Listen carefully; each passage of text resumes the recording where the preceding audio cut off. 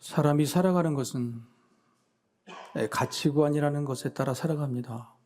수많은 선택과 결정, 또 길을 가는 힘도 내 안에 나도 모르게 세워졌던 경험과 지식으로 그렇게 만들어진 가치관이 필요하죠. 나는 이 가치관에 따라서 인생의 우선순위를 결정하는 겁니다. 무엇을 먼저 할까? 또 무엇을 버릴까? 믿음을 일단 제외한 인생의 우선순위는 다음의 둘 중에 하나일 것 같습니다. 자기 자신인가? 아니면 가족인가? 가족이 내 인생의 우선순위인가? 아니면 자기 자신인가? 같은 가족 안에서도 가족이 1번인 사람이 있고 자기 자신이 1번인 사람이 있죠.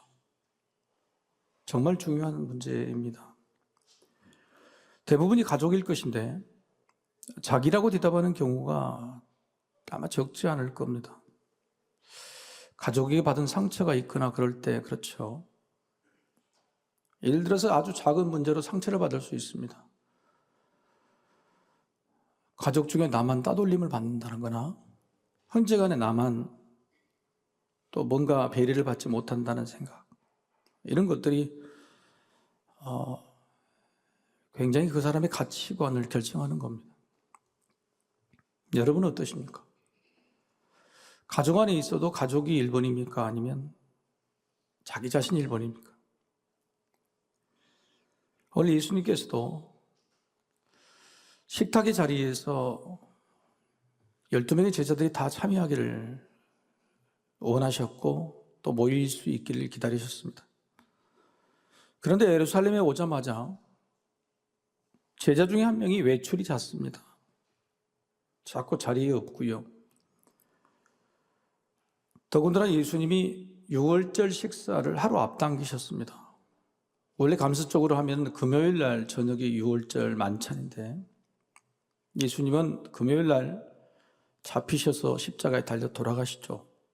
그래서 하루 앞당긴 목요일 저녁에 6월절 만찬을 드시려고 했습니다. 그러니 이 자주 빠지는 이 제자가 하루 앞당겨진 날짜를 알 수 있을까? 그렇게 기다리시다가 드디어 그렇게 오는 날 만찬을 열게 된 것이죠. 예수님의 심정 속으로 조금 들어가 봐서 제가 그림을 그려본 겁니다. 15절의 말씀이죠. 이르시되 내가 고난을 받기 전에 너희와 함께 이 6월절 먹기를 원하였노라. 원하고 또 원하셨다. 예수님이 원하셨다고 하는 말씀은 성경에 단 한 번 등장합니다. 사역 초기에 산상수훈을 산 위에서 말씀을 전하시죠. 그 말씀은 전부 사랑하라는 말씀이었습니다. 그리고 말씀을 전하시고 산에서 내려오실 때 나병 환자 한 명을 만나게 되세요. 그런데 나병 환자에게 뭐라 그러냐면 예수님이 굉장히 마음이 그러셨는가 봐. 내가 너를 고쳐주기를 원한다. 고쳐주기를 원한다. 원한다는 말씀 딱 여기 한 군데 사용됩니다. 그 외에는 전혀 없으셨던 말씀을 오늘 제자들과 하는 6월절 만찬에 원하고 원했다라고 두 번 중복하여 말씀하셨다고 하는 것이죠. 정말로 원하셨던 일이었던 거죠. 예수님은 뭘 원하셨을까요? 남이 원하는 대로 다 해주셨고 심지어 하나님께 기도하실 때도 내 원대로 마옵시고 아버지 원대로 하시라고 했던 주님께서 원하고 원하셨던 그 일이 뭘까? 6월절이라면 이스라엘 백성들이 애굽 이집트에서 430년간 이방 땅에 생활을 했습니다. 그런데 하나님께서 그 백성들을 가나안 약속의 땅으로 데리고 나오시려고 하는데 애굽의 왕 바로가 내어주지를 않아요. 그래서 모세를 통해서 10가지 재앙을 베푸시 9가지를 다 쏟아부어도 바로 왕이 끈떡 않더니 마지막 10번째 재앙, 이집트에서 난 초태생 짐승이든 사람이든 처음 태어난 사람들은 전부 다 죽이겠다. 태어난 생명 다 죽이겠다. 그런데 내가 택한 백성 유대인들만은 문설주와 지방에 어린 양의 피를 바르면 내가 넘어가겠다. 넘어간다는 말이 유월입니다. 유월, 넘어가다. 그래서 유월절이죠. 너무 감사하고 너무 감격적인 날, 이날은 잔칫날이 되는 거죠. 이 유월절 식사가 하루 앞당겨졌고, 또 예수님이 뭐라고 그러시냐면은 지금 머무는 곳이 성박, 예루살렘 성박 베단입니다. 그런데 지금 유월절 맞아 전국에서 한 250만 명이 몰려들었어요, 성 안에. 거할 장소가 없는데 굳이 성 안에서 유월절을 맞겠다, 음식을 맞겠다, 방을 구하라고 하시는. 제자들이 당황스러울 때 예수님이 내가 다 준비했다고 말씀하시는 거예요. 자, 일정을 앞당기시고 당신이 미리 다 준비해 놓으실 만큼 원하셨던 유월절 식사라고 해도 양고기와 나물, 포도주뿐일 건데 예수님은 무엇을 그토록 원하셨을까? 그 저녁에 정말 잔치의 분위기, 2-3시간 동안 걸친 식사가 마무리될 때, 오늘 본문에 보면은 포도주를 2번 마시잖아요. 2번이 아니라 원래는 4번입니다. 빵을 먹는 것도 수가 있고 잔만 마시는 것도 4번 마시는 절차가 있어요. 3시간여에 걸친 이 전치를 다 끝내는 동안에 예수님의 목에 걸리는 한마디가 있었어요. 그 말씀을 못 하셨다. 바로 이 사람 때문에 그랬죠. 21절이죠. 그러나 보라, 나를 파는 자의 손이 나와 함께 상위에 있도다. 남들은 다 유월절, 고난도 넘어가는 겁니다. 예수님의 죽음도 넘어간 유월. 그래서 부활의 감격을 맛볼 것이지만 그 마지막 고비를 3년간 따라다니면서 마지막 순간 그 고비를 유월 넘어가지 못하고 여기서 꼬꾸라져 버릴 한 사람. 다른 제자들은 부활하신 다음에 예수님과 만나서 또다시 부활의 잔치상을 맞이하고 갈릴리 바닷가에서 그렇게 또 다른 잔치상을 식사를 하게 될 건데 그걸 넘기지 못하고 인생의 마지막 이 고비를 넘기지 못하고 끝내버릴 한 사람, 바로 그 한 명, 그와의 시간은 오늘 이 식사가 마지막이었기에 원하셨던 일은 예수님을 팔아버린 가룟 유다, 그와의 식사가 아니었을까 생각해 보는 겁니다. 이런 주님의 마음을 엿볼 수 있는 말씀이 22절이죠. 인자는 이미 작정된 대로 가거니와 그를 파는 그 사람에게는 화가 있으리라 하시니, 인자는 이미 작정됐단 말입니다. 가룟 유다, 네가 나를 팔든 안 팔든 나는 죽게 돼 있다. 나는 가는 길을 가는 거다. 네가 팔아도 되고 안 팔아도 되고 어차피 나는 대제사장들에게 잡혀 죽게 돼 있는 거예요. 나는 이미 작정 하나님의 계획대로 죽지만은 너는 그 일에, 그 죄에 속하게 되니 너무 마음이 안타깝다고 하는 겁니다. 아픈 손가락이죠. 여러분, 이건 저주의 말씀이 아니라 안타까움이에요. 여러분, 이런 이 유월절 만찬에 담긴 예수님의 속마음을 우리가 알아야 되는 이유가 뭐냐? 유월절 이 만찬이요, 지금 우리의 성찬 예식이 됐습니다. 개신교는 천주교의 7, 7 예전과 달리 세례와 성찬 2가지 예전만 있는데 그 중에서 모든 성도가 함께 동참하는 것은 성찬밖에 없어요. 이 유월절 만찬에서 시작이 된 거예요. 단 하나밖에 없는 예전. 그런데 그 성찬을 우리는 어떤 마음으로 하는가? 오늘 본문에 예수님의 마음을 깊이 깨달아야 돼요. 여러분, 진짜 효자는요, 부모님이 돌아가셔도 효자인 사람이에요. 부모님이 돌아가실 때 이거 한 가지는 꼭 기억하고 지키라고, 기억하라고 말씀하신 것을 돌아가신 다음에도 끝내 지키는 사람, 그런 사람이 진짜 효자인 거죠. 주님이 단 한 번 기록된 원하고 원하셨다.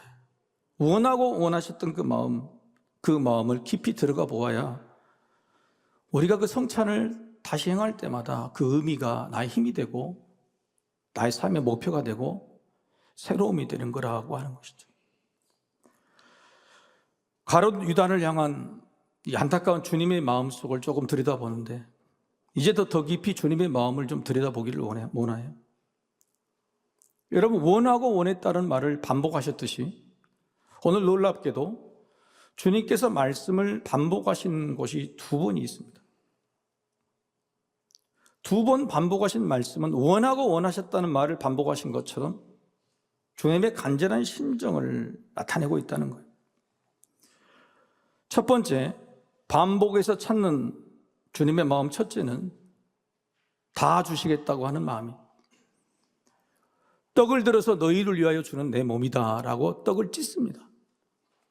그리고 식후에 잔을 들어서 부으시면서 너희 모든 사람을 위해 주는 나의 피라고 해요. 이럴 때 다른 복음서는 뭐냐면 모든 사람, 만민을 위해 흘리는 바 나의 피라고 말해요.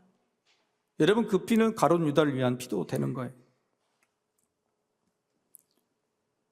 여러분, 이런 말씀을 들으면 얼마나 놀랍지 않을까요?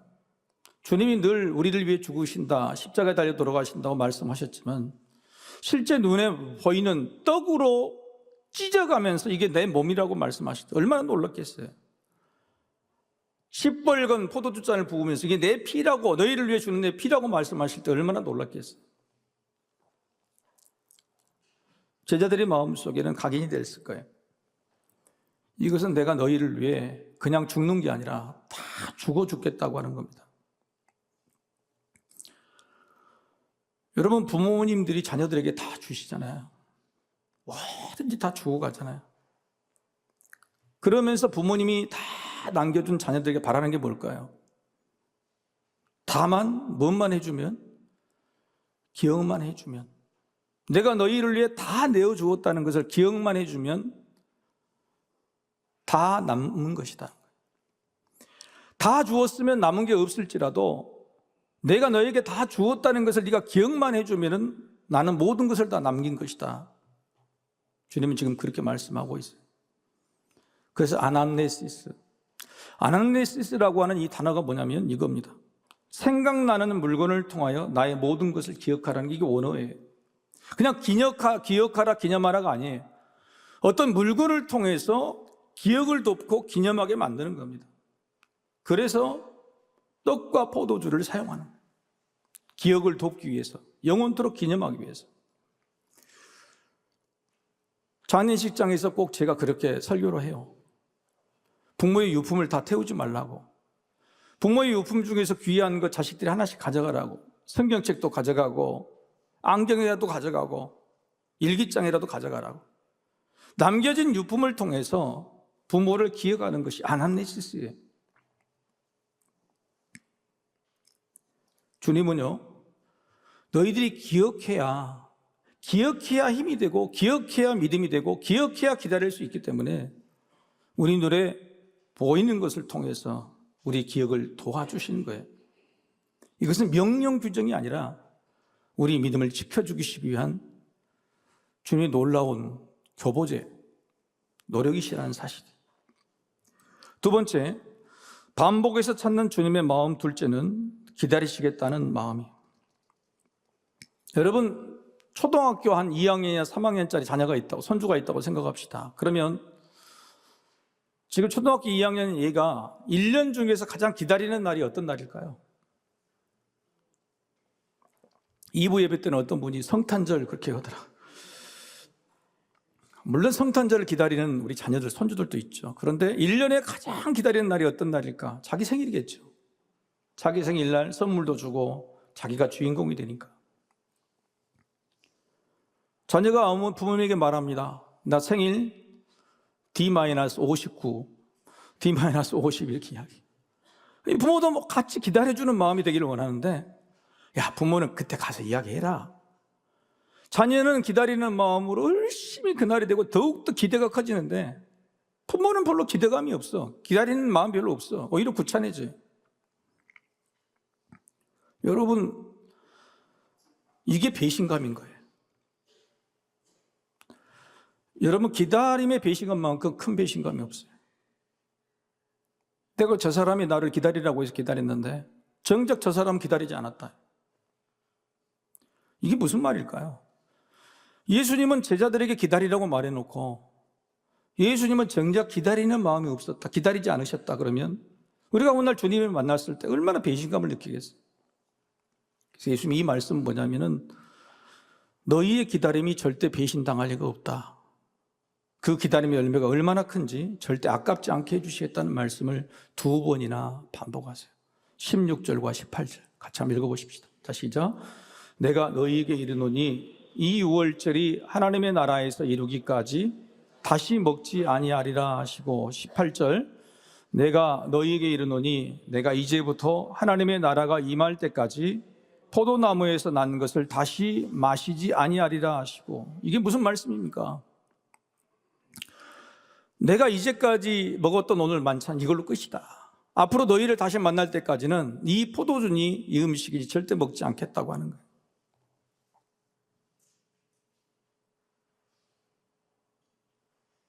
여러분, 이게 얼마나 큰 간절함일까요? 여러분, 서울에 가면은 일제시대 서대문 형무소가 있었던 자리 맞은편에 여관 골목이 있어요. 이 여관 골목은 어떤 골목이냐면 별명이 붙어 있습니다. 옥바라지 골목이. 옥바라지 골목. 김구 선생님이 옥중에 갇혔을 때 어머님이 이 여관에 와서 옥바라지를 해요. 겨울이 되면 불을 떼지 않습니다.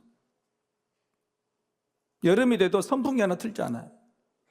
그리고 아들이 먹는 똑같은 콩밥을 먹어요.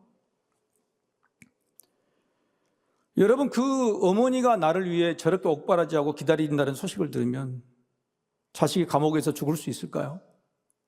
생을 포기할 수 있을까요? 주님의 마음이 이런 마음인 거예요. 그걸 한 번이 아니라 2번이나 말씀하시는 겁니다.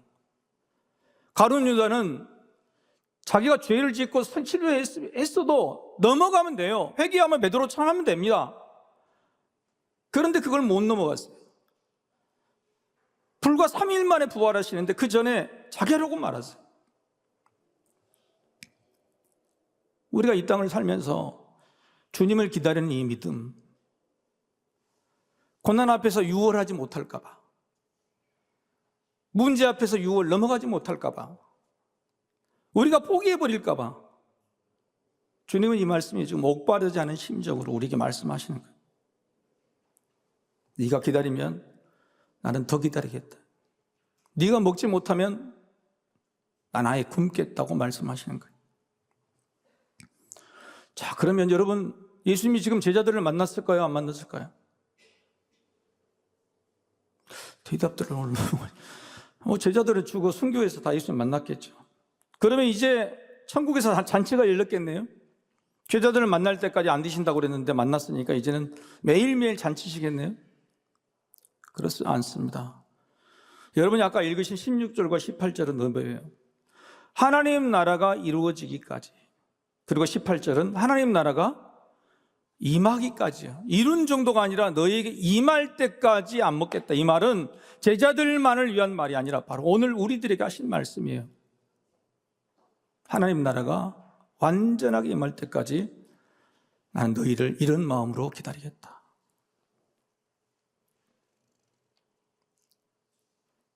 여러분, 그래서 우리가 기다릴 수 있는 거예요.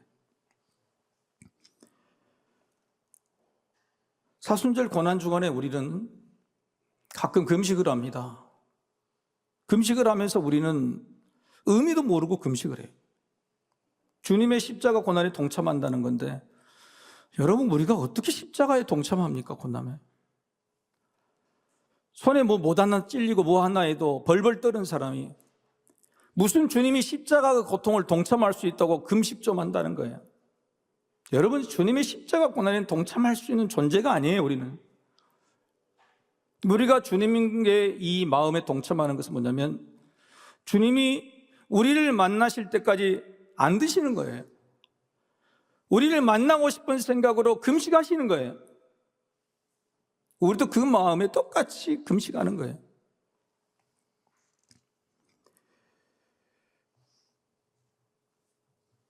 우리는 주님의 십자가에 동참한 게 아니라 주님이 우리를 보고 싶어하는 그 기다림에 동참하는 게 참 중요하다. 사랑하는 내 가족이 뭔가를 기다리고 있어, 간절히 기다리고 있으면 나도 같은 마음으로 기다려주는 거예요. 시험이 합격할 날을 기다리고 있으면 같이, 건강을 회복될 날을 기다리고 있으면 같이, 인생에서 목적을 찾고 꿈을 찾을 때를 기다리고 있으면 같이 기다리는 마음. 여러분, 기다리는 것은 시간을 기다리는 건데, 시간이라는 것이 두 가지가 있습니다. 여러분, 이 세상이 행복한 사회가 되려면 시간을 잘 지키는 것이 중요할까요? 시간을 기다려주는 것이 중요할까요? 두 개 다 중요하죠. 시간을 지키지 않으면 어떻게 행복한 사회가 되겠습니까?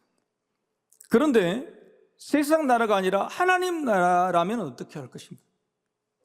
하나님 나라라 그러면 시간을 잘 지키는 나라랄까, 아니면 시간을 기다려주는 나라랄까?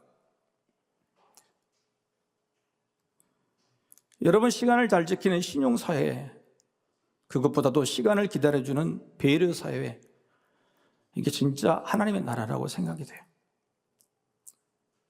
주님이 기다리시는 하나님 나라, 그게 바로 앞으로 우리가 다가올 하나님 나라를 마음속 깊이 새기는 방법이. 제가 부교육자 시절에 성도님들 신방하는 것을, 교육을 참 잘 받았습니다.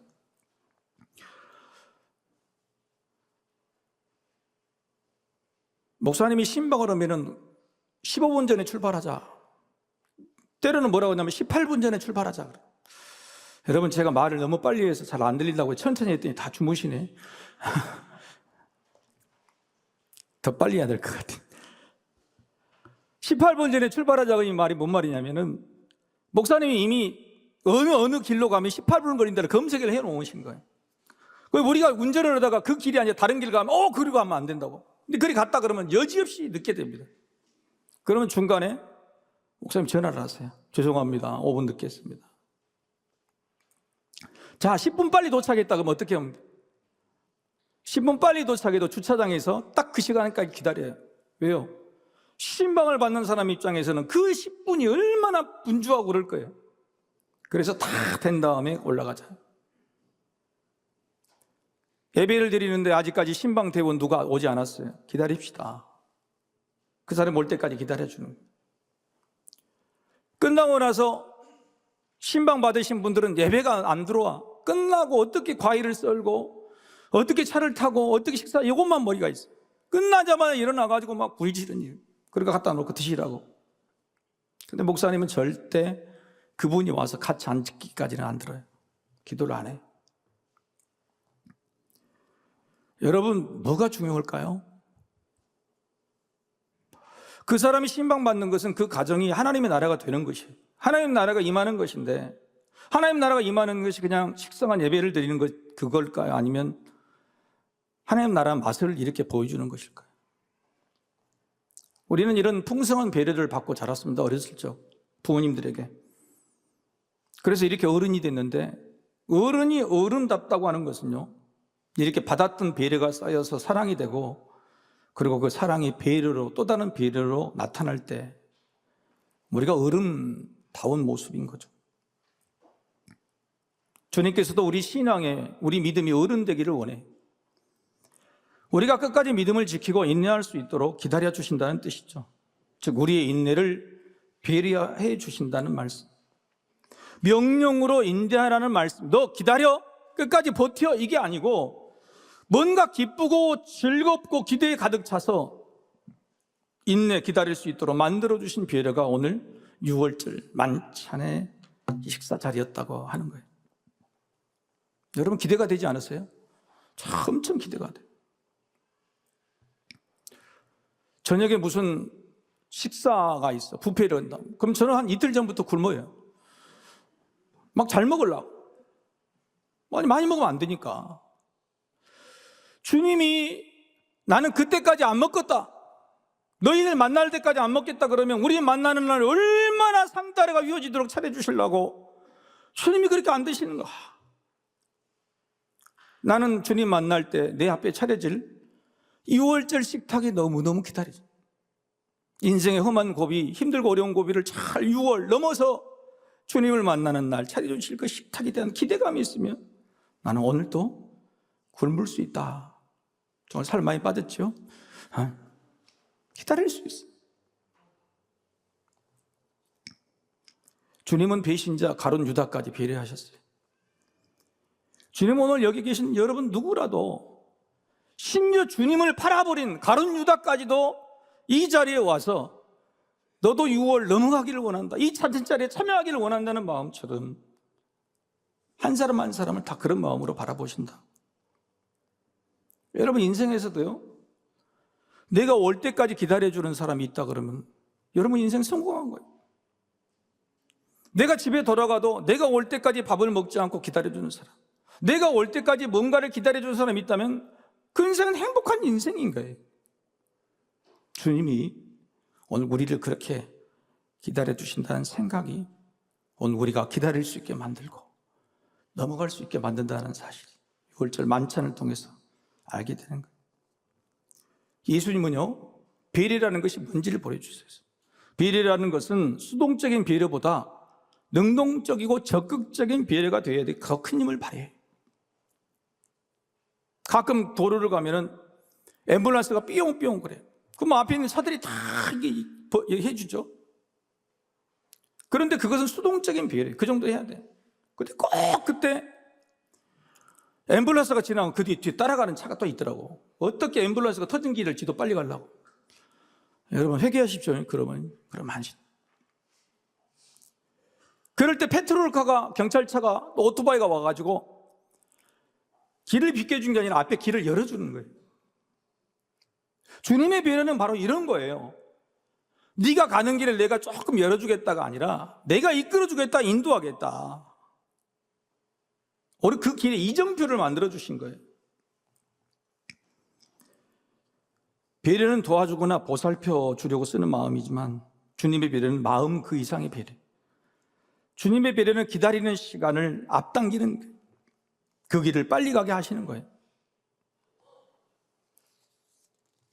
하나님 나라가 빨리 이루어지게 하는 게. 예수님께 우리는 기도할 바를 모르니 기도를 알려달라고 그래요. 그럴 때 예수님이 알려주신 기도가 뭐죠? 주기도문이에요. 주기도문의 첫 문장을 같이 한번 읽어보실까요? 자, 같이 시작. 하늘에 계신 우리 아버지, 아버지의 이름을 거룩하게 하시며 아버지의 나라가 오게 하시며 아버지의 뜻이 하늘에서와 같이 땅에서도 이루어지게 하소서. 잠깐 그대로 놔두세요. 하늘에 계신 아버지는 부르는 거예요. 아버지 이름을 거룩하게 하시며, 이것은 간구가 아니라 하나님께 찬양과 영광을 돌리는 기본적인 인사말이에요. 첫 번째 간구가 뭐냐면은 아버지의 나라가 오게 하시며. 이게 무슨 말이에요? 너희와 내가 만날 때까지, 그 날은 언제냐면 하나님 나라가 이루어지고 임하는 그 날이에요. 그러니 너희도 이 땅에서 하나님 나라가 빨리 이루어지기를 기도하고 나도 저곳에서 하나님 나라가 빨리 이루어지기를 기도한다 이게. 빨리빨리 서로 간에 기도해서 우리 빨리 만나자. 주님도 그날이 언제인지 모르니까. 주기도문의 의미는 그런 의미가 있는 거예요.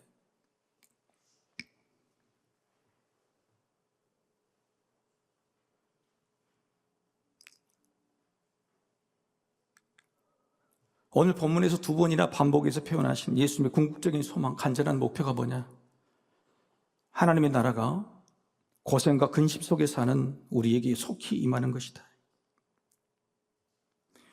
예수님께서 십자가에서 다 이루었다고 말씀하셨지만 그것은 자신의 공생에만 이루셨고 여전히 하나님 나라를 완전히 임하게 하시는 그 일은 이루어지지 않았어요. 그런데 그 일을 어떻게 맛을 보여준다면 바로 오늘 본문의 말씀 6월절 만찬을 통해서 맛을 보여준 것이다 하는 겁니다. 미리 맛보는 하나님의 나라, 떡과 잔을 통해서 미리 십자가를 맛보게 하시고 하나님 나라를 경험하게 하시고. 여러분 제자들이요, 며칠 후에 진짜로 십자가에서 찢기는 몸, 그 흘리시는 피를 보면서 이게 저가 하나님 나라구나, 주님이 말씀하셨던 거구나, 딱 머리 각인이 되는 거예요. 잊지 않게 되는 겁니다. 떡을 먹을 때마다, 잔을 들 때마다 주님의 말씀이 기억나게 되는 거예요. 식었던 믿음이 다시 새롭게 되고 나도 주님의 길을 뒤따라간다고 이러게 되는 겁니다. 맛을 보아서 이렇게 잊지 않고 기억하게 되면 기다릴 수 있게 됩니다. 포기하지 않게 됩니다. 주님은 우리가 잘 기다려주기를, 인내해주기를 가룟유다처럼 포기하지 않기를 바라셨던 것이죠. 하나님의 나라를 미리 맛보게 하심이 우리에게는 배려의 은혜예요. 어렸을 때 집에 큰 잔치가 종갓집이라 집에 간처가 되면 음식을 많이 만드세요. 그런데 어머님 꼭 음식 만드실 때 집에 많은 제 동생도 있고 다 있는데 꼭 나만 불러. 주상아 네가 한번 먹어봐. 먼저 먹어봐. 다 입에 넣어주시. 음식을 다 먹어보면 그중에 맛있는 내 입맛에 맞는 게 딱 있어요. 그럼 잔치가 끝날 때 그것은 내 독차지야. 내 거예요. 누가 못 먹게 내가 딱. 여러분, 맛을 보는 것이, 이게 맛보여주는다. 하나님 나라를 맛보여준다는 게 이런 의미인 거예요. 내가 분명히 저걸 나중에 내 때가 되면 내 것이다. 이런 마음을 막 잡고 가는 거예요. 맛을 못 보면 안 되는 거예요. 여러분, 인도네시아 단기 선교를 가는데 왜 우리 교회가 인도네시아 단기 선교에 이렇게 열심을 내고 최선을 다했냐면 20년 전에 제가 그 인도네시아에서 하나님의 나라를 맛을 보았어요. 하나님 나라를 거기서 맛을 봤단 말이에요. 진짜로 거짓말 좀 못해서 저 드럼 하우스 부스 한 4개 정도 되는 곳에 얘들이 40-50명씩 그 시골 땅에서 울면서 하나님을 찬양하고 율동하는 모습. 전기도 안 들어오고 먹을 것도 없고. 여러분, 그곳에서 저는 하나님 나라를 봤어요. 그렇게 하나님 나라를 한번 맛을 봐버리니 잊을 수가 없는 거예요. 잊을 수가 없다고요. 그 맛을 본 것이 지금 저의 꿈이 됐고 많은 성도 여러분들의 꿈이 되고 또 다음 세에 이어가는 아름다운 꿈이 되는 거예요. 우리에게도 하나님의 나라를 맛보게 해주셨던 배려의 은혜가 있습니다. 여름의 삶도 다 보면 6월절 식탁처럼 주님이 다 준비해 주셨던, 하나님이 세우신 교회를 통해서 주시는 하나님 나라의 맛을 좀 봐요. 때때로 하나님이 보내주신 사람을 통해서 하나님 나라 맛을 좀 보고요. 기도할 때도 맛도 보고요. 찬양할 때도. 때때로 교회에 와서 내 이름을 불러주는 작은 환대에서 하나님 맛을 보게 되는 겁니다. 그런데 그것들 다 주님께서 우리에게 준비해 주신 맛이에요. 그 하나님 나라의 맛을 보아야지 그게 늘 기억나서 다 새롭게 되는 거예요. 여러분, 병이 들어서 다 죽을 법한 사람이 살아났다고 하는 징조가 뭐냐면 그 사람의 입에서 이런 말이 나올 때, 어떤 말이 나오면 살았다고 생각해야 될까요? 배고프다 그러면 돼요. 배고프다. 여러분, 죽는 사람은 배고프단 말 안 해요. 살라고 그러면 배고프다. 거기서 진짜 더 살라 그러면 배고프다는 말에서 나 뭐 먹고 싶다라고 말하면 이제 살았다고 할 수 있어요. 여러분, 우리 입에서 다시 살아나려면 그 말이 나와야 돼. 주님, 내가 그때 맛보았던 하나님의 나라를 다시 한번 경험하기를 원해요. 고난주간이 뭡니까? 1년에 한 번 있는 고난주간과 부활주간은 바로 그것을 이야기하는 거예요. 나를 위해서 보여주셨던 하나님의 나라의 맛을 내가 다시 한번 보기를 원하고 그로 인해 다시 십자가를 세울 수 있게 주님의 부활이 나의 부활이 되기를 원하는 마음. 저는 또 걱정이 생겼습니다. 사순절과 부활절 이렇게 열심히 던 성도님들이 부활절이 끝나면은 황금 연휴가 또 임시공휴일을 만들어가지고 또 만들어졌다. 수많은 분들이 가족과 함께 저 세상 나라의 맛을 보려고 나가실 거예요. 음식을 맛을 보려고 나가실 거예요. 좋아요. 좋은 일입니다. 그런데 우리 자녀들에게 하나님 나라 맛 좀 보여주세요.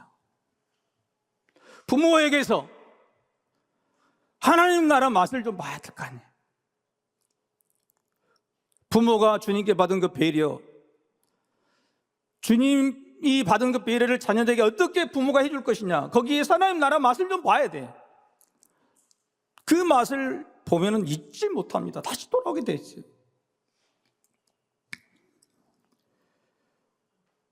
사랑하는 성도 여러분, 주님의 사랑처럼 우리도 누군가에게 이런 하나님 나라를 맛보여주는 작은 배려가 있기를 소망합니다.